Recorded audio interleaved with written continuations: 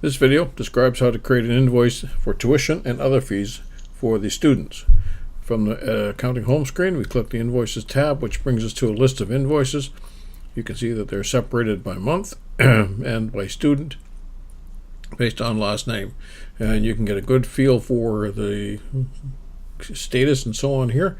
And you can see the amount unpaid, and you can make payments here, and the PDF is here, and so on. We also have two things of note here. The fees. We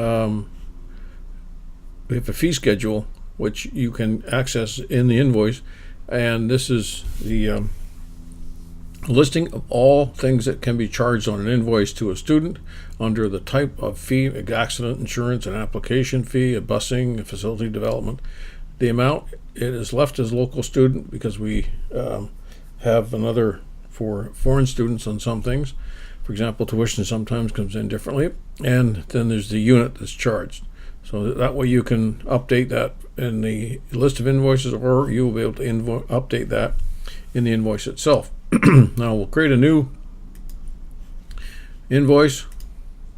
Brings up the blank sheet, and you can see we have the set date at the top, so we can actually set the date and all invoices will come out accordingly. And we have the fee structure again, that if you have to, something has to be changed, you can change it at this point in time, and it will then be updated for what you want. Oh, that's a strange one. Okay. So we'll use the back button to come back to this fee here. Okay. We have the invoice and the number, the date of the invoice, the period, and the account is not there until we choose a student. So we're going to here, we get the students by grade, and we're going to look for Rachel McAdams in PK, the person we registered yesterday, and put her in, and she comes up as no pay because I have not completed her entire portfolio of information, so we don't have her parents' name, but we do have their academic email, the phone number, and a place here for tuition notes if we so wish to do so. And we now have her account filled in, which is in fact her student number, her grade, and her age, just so you are familiar that things are balancing out here.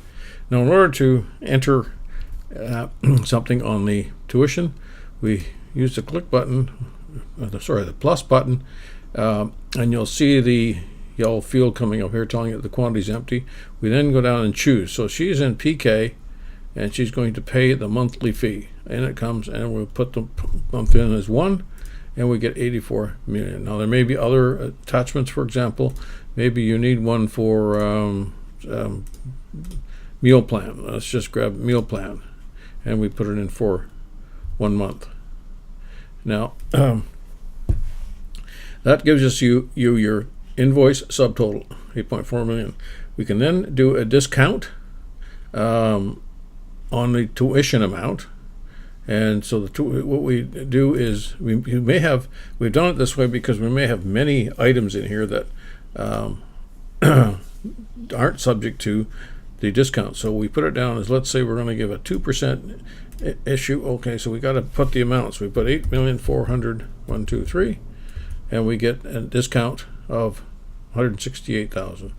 And we might get a sibling discount because there's a second child.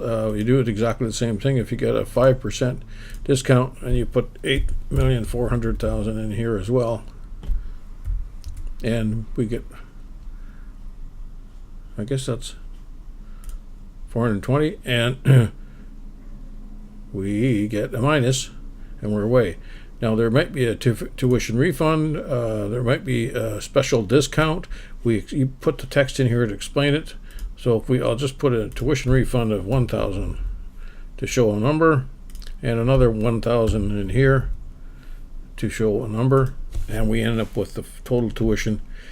And we have no payments at this point in time. So I mean, mind you, if the parent is going to pay, just as you make this up, you can fill this in. But normally you would then submit this, and so then we can look on and describe the payment. The payment is done up here. This is the amount of money. So if they paid 7, 810, 350, and put that in. If they paid what the date was, it was September the 4th.